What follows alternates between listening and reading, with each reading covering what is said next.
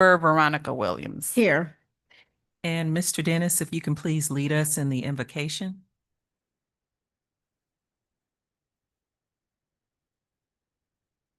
Gracious and everlasting Father, we come to you this day to conduct your business, Father. For you said in your word in Romans 12, do not be slothful in business, Father. We ask that you give us the guidance, the wisdom, and the wherewithal to not just do your business, but do it in a way that the citizens and the commission benefit from it. In Jesus' name that I pray, amen. Amen. We will now have the Pledge of Allegiance. I pledge allegiance to the flag of the United States of America And to the republic for which it stands, one nation, under God, indivisible, with liberty and justice for all. Thank you all for accepting this responsibility. And I know the commission members who appointed you also thank you as well. And we'll jump right in, and hopefully we will have you in and out within the hour, or if it goes just a little bit over, hopefully not too much over. So the first thing that we have on the agenda is the purpose of the Charter Review Board. And I have been asked to do an overview. And after that, we will have from you all, allow you to have discussions about who you'd like to select for the chair's position and also the vice chair position. And you will be able to vote on that, followed by a review of the current charter. And so I will give you the highlights in the charter and go through it, hopefully going into the areas that need a little bit more in-depth information, and the areas that do not, we'll try to quickly go through unless you have any questions. And at the end of the meeting, we will then schedule the next meeting, and we'll see how this day works for you all, whether a Monday is a good day. It looks like we have a full board here, so that may be a good indication that Mondays are good. So let's go ahead and go through the purpose of the Charter Review Board. You should see in front of you a nice little packet that the clerk has prepared, and not only does it have your agenda nearby, but it also has the charter. So this is what I'm looking at, the smaller document.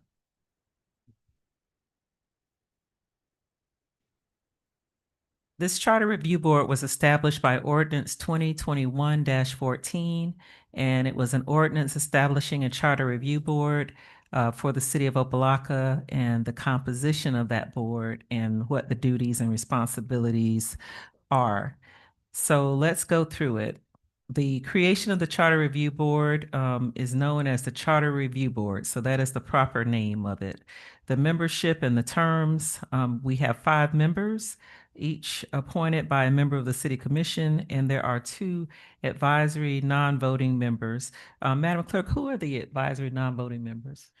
At this time, those are still vacant. They're at-large appointments, and they have not been appointed as of yet. Okay, so at some point, hopefully soon, you will have 2 additional members who are non-voting members of the Charter Review Board. Now, there are certain requirements that each of the commissioners appointed you all to as people who they thought fulfill these qualifications, and they include people who were qualified electors of the city with an outstanding reputation for civic pride, interest, integrity, responsibility, and business or professional ability. So all of you, congratulations, you're thought of very well by the commission. Now, the advisory board members may reside outside of the city, so you may very well see people that you either don't know or may not live within the city, but that's completely acceptable pursuant to the ordinance that appointed and established the Charter Review Board. Upon the commission appointment, the term of each individual member of the Charter Review Board shall commence and each member appointed shall be appointed for a term of 1 year from the date of the appointment. And so you all have a 1 year appointment, and it's likely that you'll have your work done within that time. But the good news is that you have up to 1 year to perform the work. The Charter Review Board may provide recommendations to the City Commission regarding amendments and revisions to the charter, which may be advisable for placement on the election ballot. Again, this is an advisory committee, and so your ideas, while they are likely to be accepted, are advisory to the commission only. The responsibilities of the Charter Review Board are to shall have an organization meeting, which is this meeting tonight. The Charter Review Board shall elect a chair and a vice chair from among its membership. The meeting shall be held on the call of the chair or a majority of the members at a noticed meeting. And that's one of the things that's on your agenda tonight. All meetings shall be open to the public and be held in the City Commission chambers. A majority of the members shall constitute a quorum to do business. So that's in the case of you all, that would be 3 members. Notice of all meetings shall be posted at least 48 hours in advance in City Hall and on the city's website.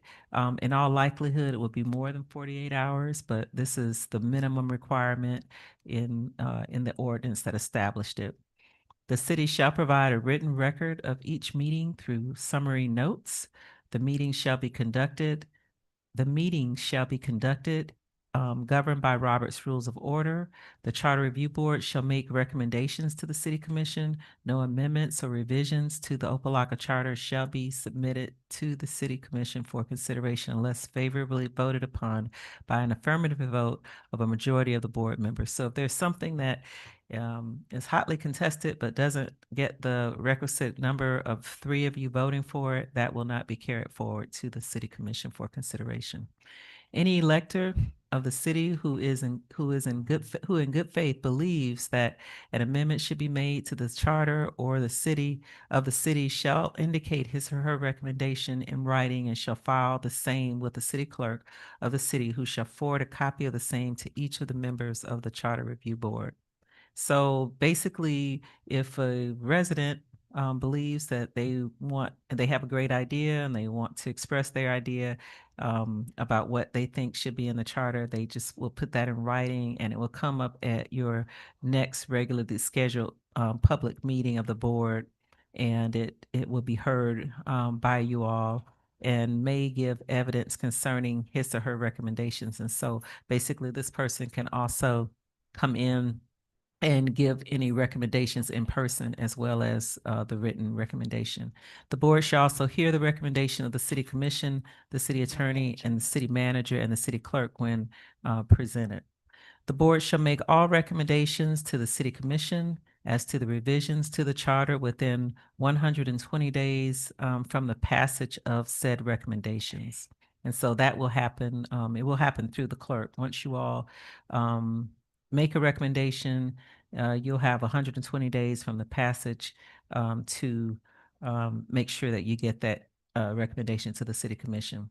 The members shall serve without compensation, but sufficient funds shall be provided by the city commission in the annual budget for reasonable and necessary expenses to be incurred by the board in performance of its duties.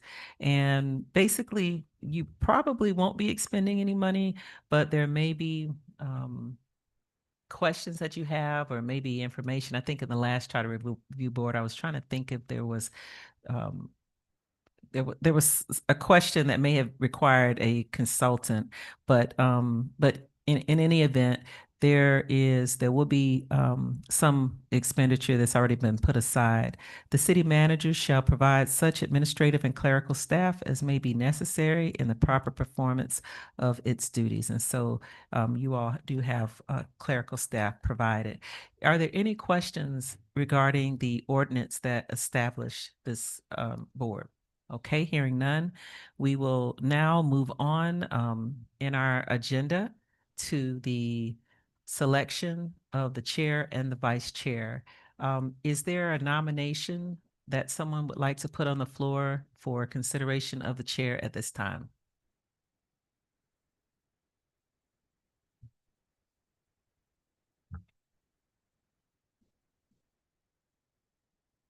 Is there anyone who would like to make a nomination for the chair at this time? And you can nominate yourself. I'll nominate myself. Okay. Is there a second for the nomination? I'll second it. All right.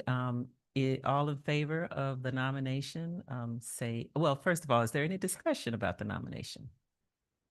Does anyone else want to nominate anyone else? Okay. Hearing none, all in favor of the motion, say aye. Any opposition? No opposition. The motion passes, and I will turn over this gavel to you, Ms. Williams, and if you can please engage the chair. The vote for the vice chair. Beautiful, will do. If I stumble through this, y'all give me some grace since this is my first time chairing a board. I'd like to accept nominations for the vice chair. Vice chair. We could do Commissioner Williams. I hear a nomination for Commissioner Williams. Is there a second? Beautiful. Any discussion? Well, I mean, so that's a good point. She has to accept it. So how do we do that? Thank you. Thank you. Okay, so all in favor, say aye. Aye. Yes. Are there any additional nominations? Any additional nominations? There are none. Okay. Okay, all in favor, say aye. Aye. Any opposition? Okay, and with that, thank you so much for your service, Commissioner Williams. I'm sorry, Madam Chair. Who seconded the motion? Okay, Mr. Board Member Dennis, thank you. No problem. Wait, I think he. I think both he made the the motion. I have him down as the motion, so he made the someone else motion. I put seconded. it down at the Yes, other I do end. believe, sorry. I'm Board still Member getting- Allen? Board Member Allen, you seconded, yes. Yes, okay, thank you. No problem. Not Okay. getting so- out that easily. Sorry. So.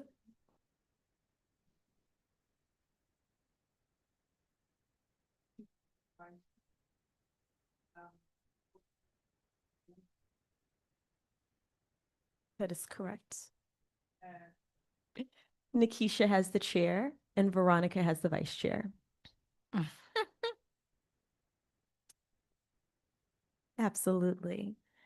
So with that, we'd like to move on to the review of the current city charter, and I'd like to pass that over to City Attorney Norris Weeks to walk us through it. Thank you very much.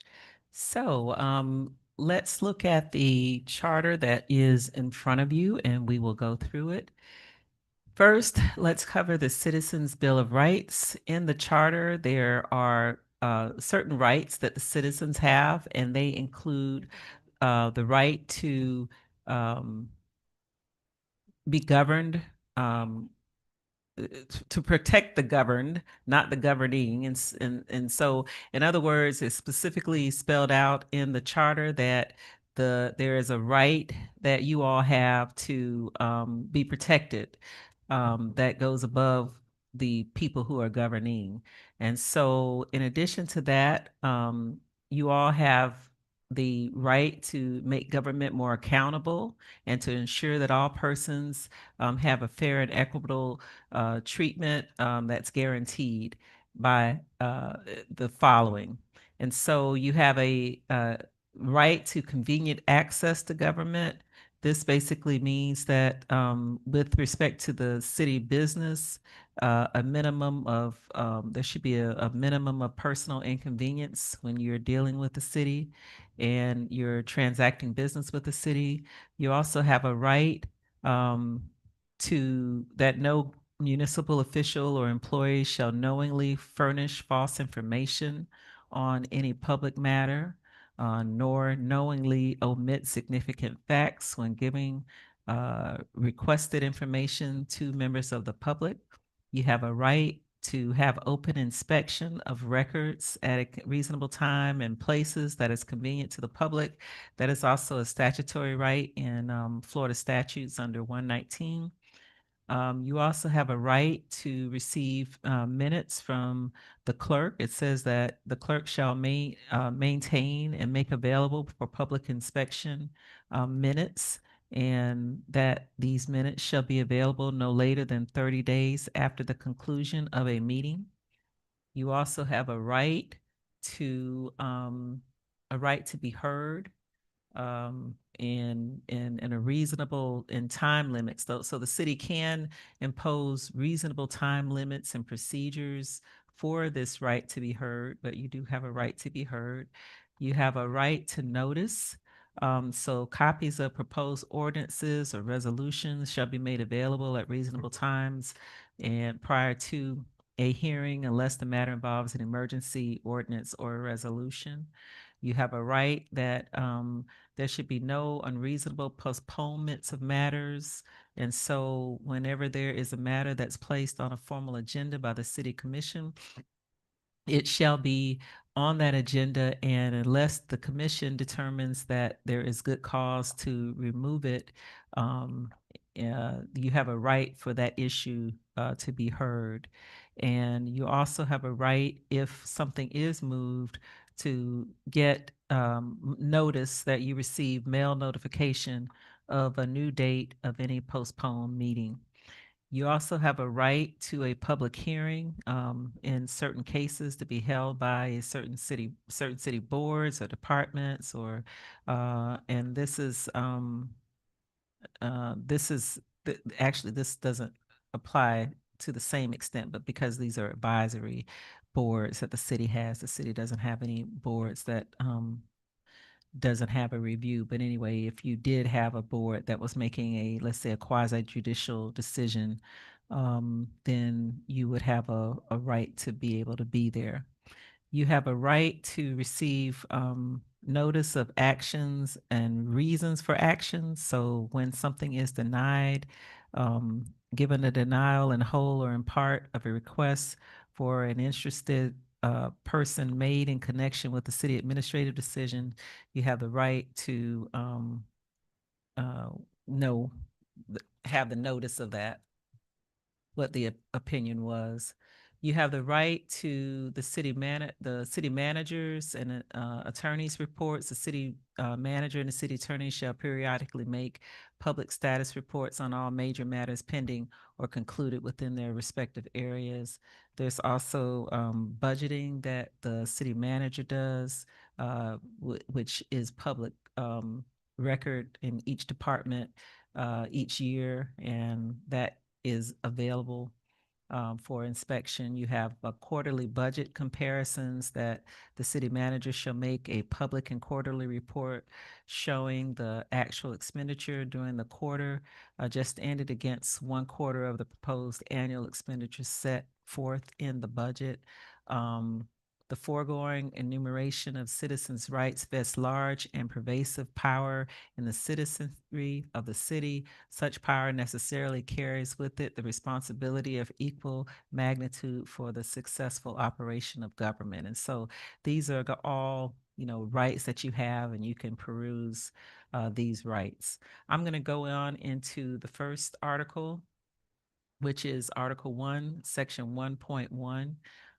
It talks about the inhabitants of the city of Opa-locka uh, is established in the manner provided by law shall continue to be a municipal body in perpetuity. And so what this means is that you all will, or this city will be considered the city of Opa-locka in perpetuity unless it is changed by name, basically through a referendum. And there are also boundaries of the city in that last paragraph in this section. I won't read the boundaries, but these are the legal boundaries. Unless there is an annexation or something like that that changes the boundaries, these are the metes and bounds of the city. The form of government of the city is a commission manager form of government. And basically what this means is that the city commission has all of the powers as the council to do certain things, to run this, to basically make the policy by enacting legislation. However, the city is run through a professional manager, and that's what that means, a commission manager form of government. The commission has the powers and duties, but it does have the responsibility to secure a manager to run the day-to-day operations. The 1.4, which deals with the powers, these are things that typically relate to home rule authority. And so you'll see that this references the Constitution and sections of the Constitution saying that basically the city can adopt general laws governing municipalities as long as those laws do not contradict any state law. However, if there's a special act that relates to the city, that special act can be put in place even if the charter is not changed. So anything that the legislature does related to the city of Opa-locka, and there are some conditions that I won't get into, but anything basically the legislature does that will usurp anything that is in the charter. There may the city may not otherwise dispose of parts of its real property now or in the future if it relates to parks and playgrounds and recreational facilities unless it's done and passed with 4/5 vote of the city commission. So that has to be at least 4 members of the city commission have to vote in the affirmative if there is a change in park spaces. And so that's something that within the charter is deemed to be very, very important for the city. 2.1 deals with the elections and terms of office.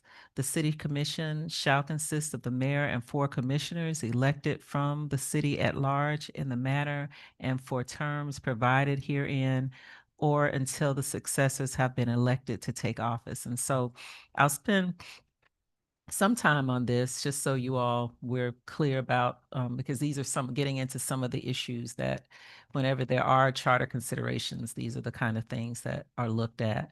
So the term of office, no person may appear on the ballot for re-election to the office of mayor or city commissioner of the city of Opa-locka if by the end of the current term of office the person will have served or except for resignation, suspension, or removal in office a term of 8 consecutive years. So for purposes of this section, service as a city commissioner shall include any service on the city commission, regardless of whether the seats are specifically designated and regardless of whether a city commissioner seeks to run for re-election to the city commission from another designated seat.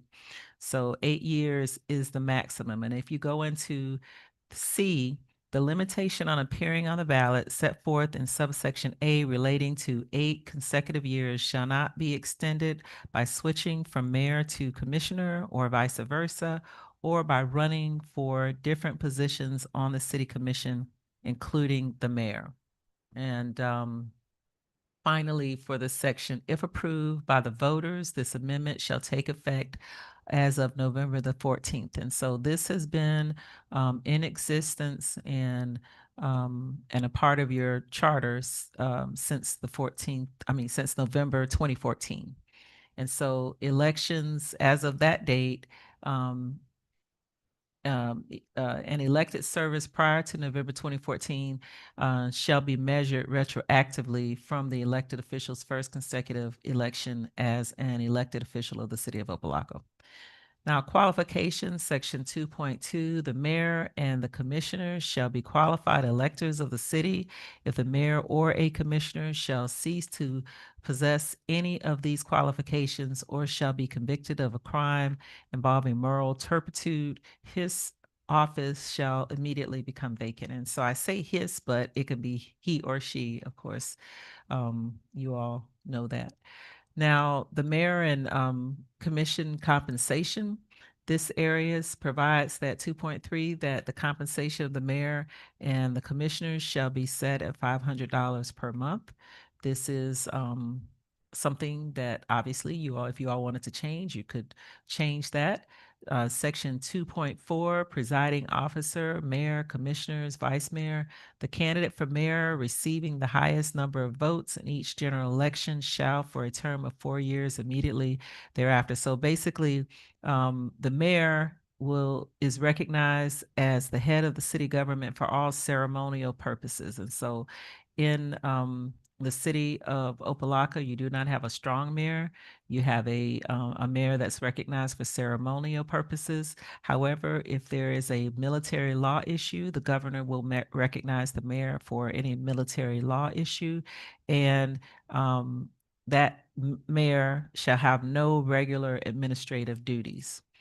The candidate for commissioners receiving the highest number of votes in each general election shall, for the term of 2 years immediately thereafter, shall have the title of vice mayor. So in a case where there is a person who ran for a commission seat and that person receives the highest number of votes for 2 years, that person will be the vice mayor pursuant to your charter.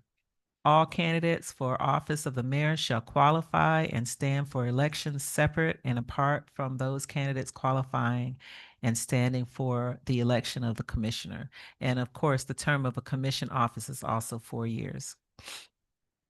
Now, there are specific powers. Earlier, we saw that when we talked about home rule powers and general powers that the city commission has, they were basically powers that are established pursuant to the home rule authority that the Constitution or statutory law is not in opposition of. But these are specific powers within the charter that the city commission has, and I'll go through those powers.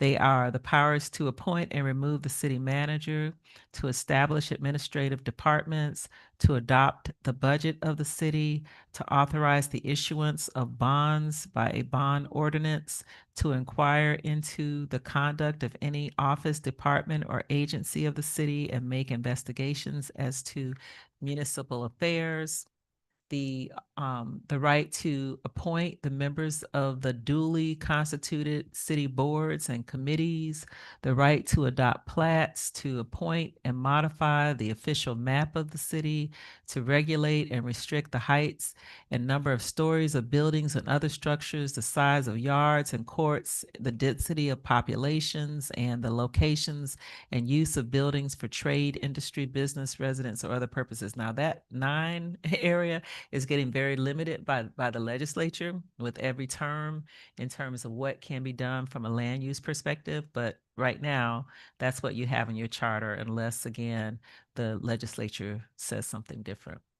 And you have the ability to, as well, the city commission has the ability to provide for safe and sanitary housing accommodations for families of low income, to adopt, modify, and carry out the plans proposed for the clearance of slum districts and rehabilitation of blighted areas, to adopt, modify, and carry out plans proposed for the replanning, improvement, and redevelopment of neighborhoods, and for the replanning, reconstruction, or redevelopment of any area or district which may have been destroyed in whole or in part by disaster, and also provide for an independent audit, which happens every year. Section 2.6, induction of commission into office. This is just saying that as soon as practicable after the vote has been taken and certified, the commissioners will be inducted into office. There is a section 2.7, which deals with vacancies, forfeitures of offices. I'm not going to go into that in any detail. This is pretty self-explanatory in terms of how a member can be removed from office. I will say that this does have a little bit more than I've seen in some charters in terms of forfeiture for absences. The mayor, the vice mayor, or commission members shall be subject to forfeiture of his or her office in the discretion of the remaining commission members if the person is absent without good cause from any 3 regular meetings of the commission during any year. That is something that could come up. In addition to that, if a person is absent from any 3 consecutive regular meetings of the City Commission, whether or not it's in the same calendar year or not, that person could also be removed with the vote of the remaining city commissioners, and that person cannot take part in that vote. So in other words, if it were November, December, and then January of the following year, it doesn't have to be the same calendar year. That person could be removed if a good cause is not shown, and that good cause is within the discretion of the city commission. And the city commission, as you see in 3 under procedures, is the sole judge of that. So I will fast forward through that section. The rest of it is kind of typical stuff, and like I said, I think you'll see that it's pretty self-explanatory. There can be a recall. I'm looking at 2.8 of a commissioner. The electors of the city have the power to recall and remove from any office any elected official of the city to the extent permitted and in the manner prescribed by the Constitution and the laws of state of Florida. And so basically all that means is it's pretty specific in terms of how it's set out in the Florida statutes to recall a member of any commission. And that's what this charter relies upon. But the minimum number of electors in the city under this charter is 10% of the total number of electors registered to vote at the last regular city election. I'm going to go into the administrative area, which is Article 3, starting with 3.1. And this basically sets out what the city manager does for the city, and that person shall be the chief administrative officer of the city. The city manager shall be responsible to the commission for the administration of all city affairs and for carrying out policies adopted by the commission. The term, conditions, and compensation of the city manager shall be established by the city commission. The city manager's appointment and removal. The city manager shall be appointed by a majority of the city commission. The city manager may be removed by a majority of vote of the city commission, provided that at least 3 affirmative votes shall be required for the removal. The powers and duties of the city manager include the following that are set forth in section 3.3: to be responsible for appointing, hiring, promoting, supervising, and removing of all city employees except the city attorney, city clerk, and all employees of the office of the city attorney and the city clerk. The manager is responsible for directing and supervising the administration of all departments and offices, but not the city boards or committees unless so directed by the commission from time to time. They're responsible for attending commission meetings and having the right to take part in discussion, but not the right to vote, to ensure that all laws, provisions of the city charter, and directives of the commission subject to enforcement and or administration by him or her or by employees subject to his or her discretion and supervision are faithfully executed. They have the responsibility to prepare and submit to the commission a proposed annual budget and capital program, to submit to the commission and make available to the public an annual report on the finances and administration activities of the city each fiscal year, to prepare such other reports as the commission may require concerning the operations of city departments, offices, boards, and agencies, and to keep the commission fully advised of the financial condition and future needs of the city, in addition to executing contracts and other documents on behalf of the city as authorized by the commission. They have the duty to perform such other duties as specified in the charter or as may be required by the commission, and to pursue the collection of all allowable fees and taxes and maximize financial reserves as is necessary to sustain the city and the service levels required by the citizenry. Periodically to compare fee structures to similarly sized municipalities to ensure fair and appropriate pricing. These are all duties of the city manager.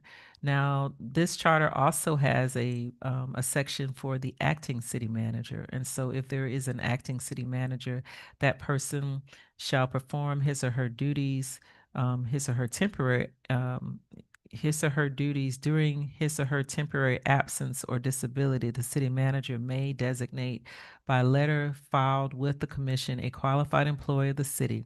And so this is the city manager when that person is temporarily disabled or not able to perform the duties, they can then appoint an acting city manager.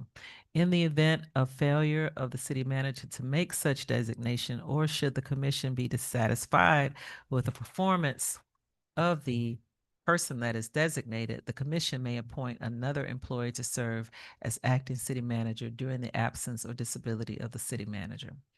There is a bond required of the city manager, and the city furnishes this bond, meaning they pay for it.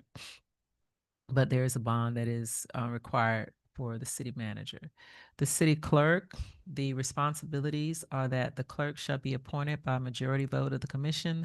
The clerk may be removed by a majority vote of the commission, provided that at least 3 affirmative votes shall be required for the removal. The city clerk shall be the official record keeper of the city seal, and shall, in addition thereof, but not in limitation thereof, perform and be responsible for the following. The city clerk shall be the supervisor of elections and shall be responsible for the preparation of the ballot and the conduct of all elections of the city. The city clerk shall appoint such deputy city clerks as may from time to time be necessary to carry out the duties of the office. The city clerk shall attend all meetings of the city commission and shall keep the minutes of all such meetings and shall certify and maintain all permanent official records and archives of the city. The city clerk shall perform such other duties as required by ordinance or resolution of the city commission or as otherwise provided by this charter. The city attorney shall be appointed by a majority vote, an individual attorney or a firm to act as a city attorney under such terms, conditions, and compensation as may be established by the commission. The city attorney shall report to the commission and may be removed by a majority vote of the commission, provided at least 3 affirmative votes shall be required for removal.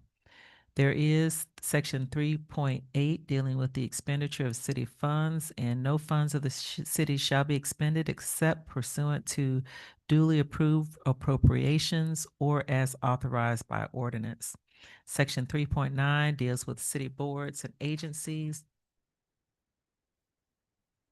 All boards or agencies existing prior to the adoption of the charter shall be deauthorized, subject to reauthorization under the provisions of the charter. And so, basically, when this charter was reestablished, it required certain boards to be reauthorized. Everything was deauthorized, and so, in order to bring those back, they had to be resurrected by the commission.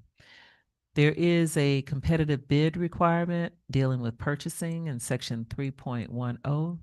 Except as otherwise provided by law, contracts for public improvements and purchases of supplies, materials, or services shall be awarded or made on the basis of clearly drawn specifications in competitive bids, except in cases where the commission, based on written communication of the city manager, specifically determines by affirmative vote of at least 3 commission members that it is impracticable or not advantageous to the city to do so. The city commission shall have the power to reject all bids and advertise again. The city manager, by an ordinance approved by the majority of 3 or more votes of the commission, may be granted purchasing power without competitive bidding or as otherwise authorized by law. There is a legislative section under Article 4, and it deals with the commission and meeting procedures. First, meetings. The commission shall hold at least 11 regular meetings in each calendar year. So the commission, just so you guys know, they don't necessarily even have to meet more than once a month, but this city commission does. But they must hold at least 11 regular monthly meetings in a calendar year. Special meetings may be held on the call of the mayor, the city manager, or a majority of the commission members upon no less than 24 hours notice to the public, or such shorter time as a majority of the commission deems necessary in the case of an emergency affecting life, health, property, or the public peace. Rules and minutes. The commission shall determine its own rules of procedure and order of business and shall keep minutes open for public inspection. The commission currently does have rules of order that they have established that are found in its ordinances. And so it does have its own rules of procedure. Order, quorum, and voting. A majority of the commission shall constitute a quorum. Voting on an ordinance and resolution shall be by roll call or on final reading. Voting on all other matters may be by voice vote unless a commission member or a city clerk requests otherwise. In the event of 3 or more commission members are unavailable to vote on a particular matter due to required abstention pursuant to state law, then the remaining members of the commission may vote and approve such matter by unanimous vote. So this is a little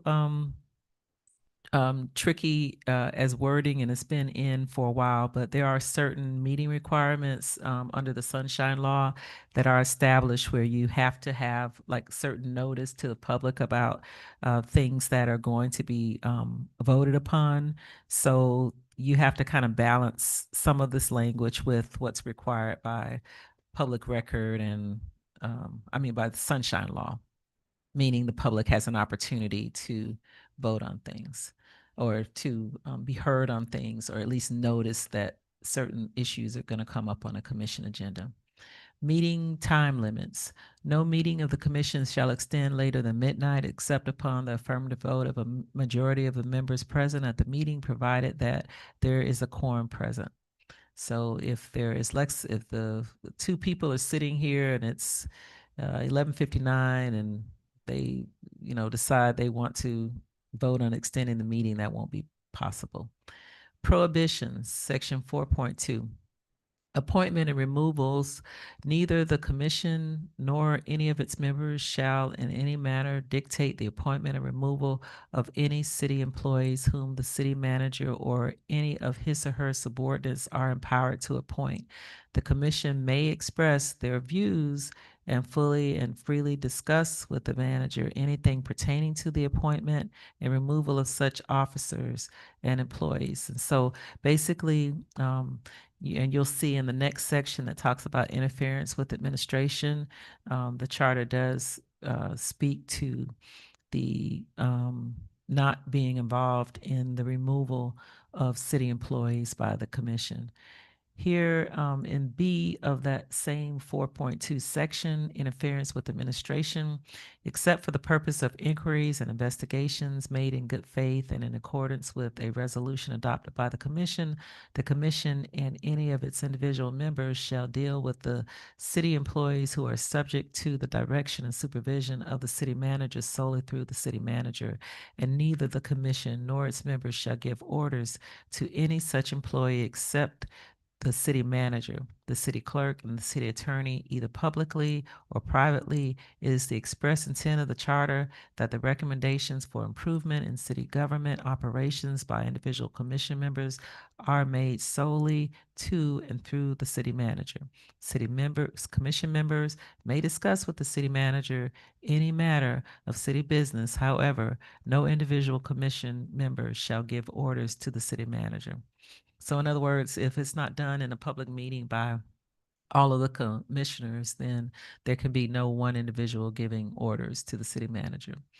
Any commissioner violating the provisions of this section shall be guilty of a misdemeanor, and upon conviction thereof shall cease to be a commissioner. So that's something that's pretty harsh and you don't typically see in charters, but for whatever reason, when it got added, it was added to this charter, and that is language that's here. Holding other office. No elected official shall hold any appointed city office or city employment while in office. No former elected city official shall hold any compensated appointive city office or city employment until 1 year after the expiration of his or her term.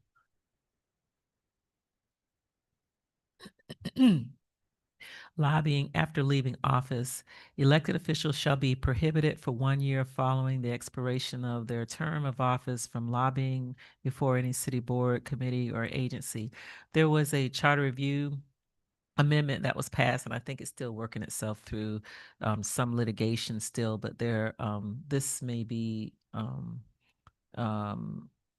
usurped it through a Florida state constitutional amendment, and I can give you all more information on that at another meeting.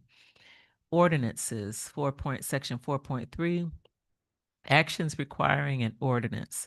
In addition to other acts required by law or by specific provisions of this charter to be effected or authorized by ordinance, those acts of the city commission shall be by ordinance, so if there is an adoption or an amendment to a regulation, administrative regulation, that alters, abolishes a city department, office, or board, that has to be by ordinance. If there is a measure to establish a rule or regulation, the violation of which carries a penalty, that has to be by ordinance. In addition to levying taxes, grant, renew or extend a franchise, if you're going to set service or user fees for municipal services, or grant administrative authority to set such charges. If the city commission authorizes the borrowing of money in accordance with section 4.11, or conveys or leases or authorizes by administrative action the conveyance of a lease of any lands of the city, or regulates land use through zoning and other means, or amends or repeals any ordinance previously adopted except as otherwise provided in this charter, all of those things have to be done by an ordinance. In terms of an emergency ordinance, I won't get into the specifics of that for your purposes unless somebody has a specific question, but the city can, under certain conditions, set forth an emergency ordinance. And these are procedures to do that are outlined in the charter. There Before you is. move on, I do have a question. What does the emergency ordinance, like what makes it different from a regular ordinance? Like what do you have the power to do with an emergency ordinance? Well, there may be something that it can't, there's not enough time for normally a regular ordinance requires 2 readings. Got it. And you have to have it published and noticed, and it's very specific by law. But if there is an emergency, your charter will allow for certain things to be done as an emergency if you adopt it with in a specific way. And so an emergency ordinance shall become effective upon adoption of such other at such other date as may be specified by an ordinance. So it could be less time than what is normally given. And also repealing an ordinance if it's necessary. It could be an emergency issue that arises. It could be an appropriations matter. It could be, a number of different things. Madam Attorney, Yeah. so just for a quick time check, we're at 7:20. I would love it if maybe we can get through this last article and then we save the other articles for our next meeting. Okay, is that the consensus? Oh, that's a great question. Is that a consensus of the board? Okay. Okay. Okay, I hear some yeses. Everybody fall asleep. I'm Okay. sorry, y'all are falling asleep. It's okay. It's just dense. It's very dense content. Says Commissioner Irvin. Okay, so where would you like? Well, I can stop now. We can just pick up at 4.5 at the next meeting. Is that Sure. good? Okay. Okay, we can do that. Beautiful. So I would like to open it up. I'd like to open the floor up for public comments.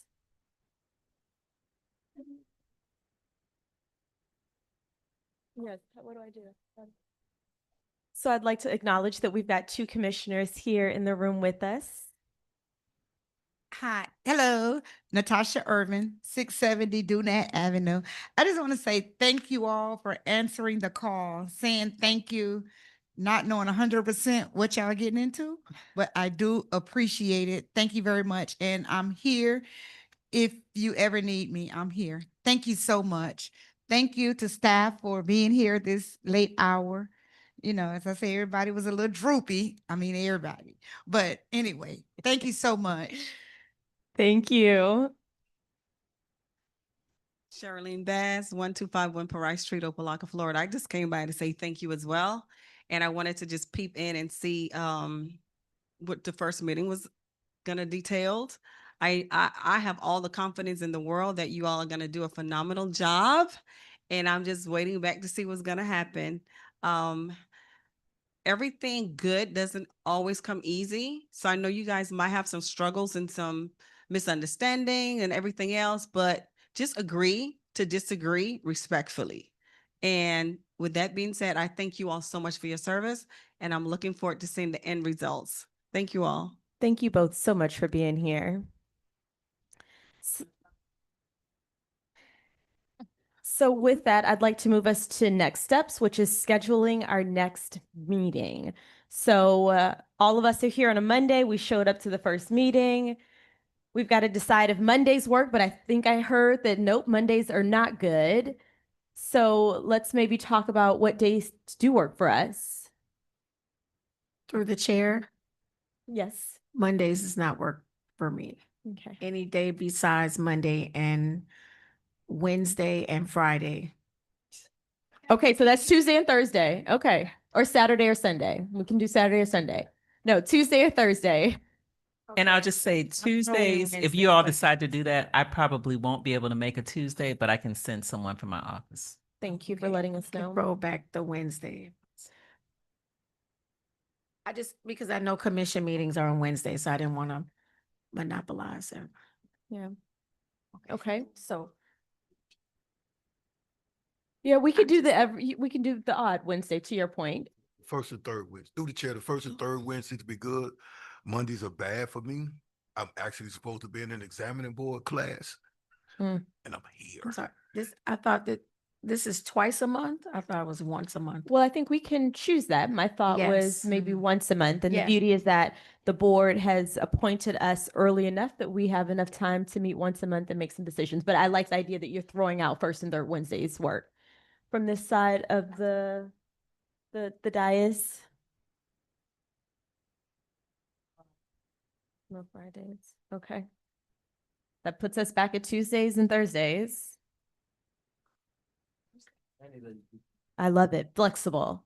Beautiful. Okay, so Tuesdays and Thursdays work, but Madam Attorney, you are not available on Tuesdays, but Thursdays do work for you. Is that correct?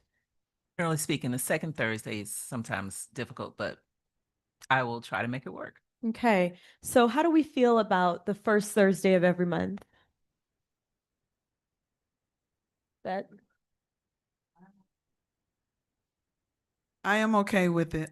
okay, beautiful. So let's put in the books the first Thursday of every month. Actually, I didn't ask you, Madam Clerk. Does that work for you? I'll make it work. That sounds like that's a little difficult. Do we want to look at No, Thursdays, like the third Thursday? That's fine. It's once a month, so I'm Okay, this is a busy group of people. Okay, we will lock in the first Thursday of every month, and if for some reason we ever need to make exceptions, we will do that. Okay, so, okay, they're gonna be my task to know when this thing is on or off. Okay, so our next meeting, according to what we have here, will be July 3rd. Is that correct? So that is close to the 4th of July holiday, so I Yeah. envision that we won't do it then. So Okay. thank you for keeping us honest. So in that instance, since that is so close to 4th of July, do we want to go ahead and look at a different date that month? So yes, the 3rd is a Thursday, and that would normally be our meeting time, but it's so close to 4th of July that we probably don't want to meet there. We can meet the 10th. I would also love to throw out the 17th if possible.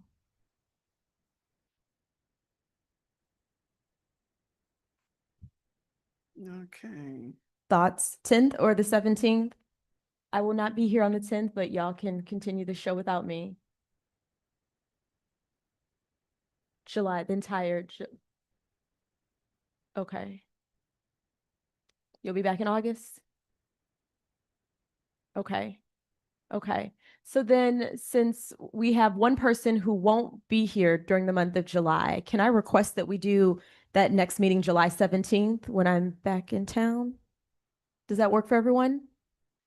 does everyone have to be here on the board? The reason why I'm saying that, because that week I'm on a cruise. Okay, so we have to have quorum is what we have to do. So at least 3 of the 5 of us voting members would need to be here. Okay. So we know that's okay. This is what happens. So the third, I mean, we could do the third. The second, and that's definitely not a board commission meeting. Okay, how does the second work for everyone? Thank you for solutions. I love it. Okay, doesn't work for the city attorney. Okay, What I would recommend if it works for everyone, the third Thursday, because I wouldn't do commission meeting and board meeting like back to back. Cause some days, you know, commission meetings can be, that week can be very busy, so. okay. So we will have 3 of the 5 members here. An alternative is we could do the 24th. So that way we get 4 of the 5. No opposition? Does that work? Yes, that works. Can I request that we do the 24th? Is that just for the month of July? Just for the month Okay, of July. That's fine. Yep, just for the month of July. Okay, beautiful. We will pin that in. Thank you. Um, Do we have a time? Are we doing 6:30 or 6? 6:30, it sounds like that. Can I ask by show of hands who would prefer 6 o'clock? Okay. Who prefers 6:30? No, either time is okay for me. And I'm just gonna put on the record, I have a municipal lawyers conference that I start that day, so, but we'll send someone. Thank you so much. Okay, so it sounds like 6:30 is best. You're flexible. Beautiful. I love it. Quick question through the Yep. chair. Yes. Madam Clerk, am I able to zoom in or no? I have to be here physically. That would be a question for the attorney. And as Madam Clerk knows, we have discussed this many times and you would need to be here physically. Even if it's health related, which is what it would be. Well, the kind of health-related issues that would come up, it wouldn't be something you would know now, so. Oh, yeah, might- it is. Oh, It's no, not- I was only Oh. saying it in, I don't think that the law would allow for you to do it, and I can give you the support for it. You could be on, but you can't vote. You could. be Yeah, on- you could- yeah, that's you what I'm could- saying. You could be on, you're right, you could be, Yeah. the issue is voting, so. So I don't think we'll plan be to- voting I at the don't think next we're one. voting. Yeah, Yeah. we're still reviewing the charter. Yes, we'll continue to So review I the can charter. be the next on meeting. Zoom, but yeah. Great. Okay. Wonderful. Oh. Okay. So I hear June 24th at 6:30. All of our meetings will be July 24th at 6:30. All of our meetings will be held the first Thursday of every month at 6:30. Beautiful. With that, I think we are at adjournment. Okay. Can I get a motion? Can I get a second? Second. All in favor? Aye. Enjoy your evenings. Thank you. Grab sheet.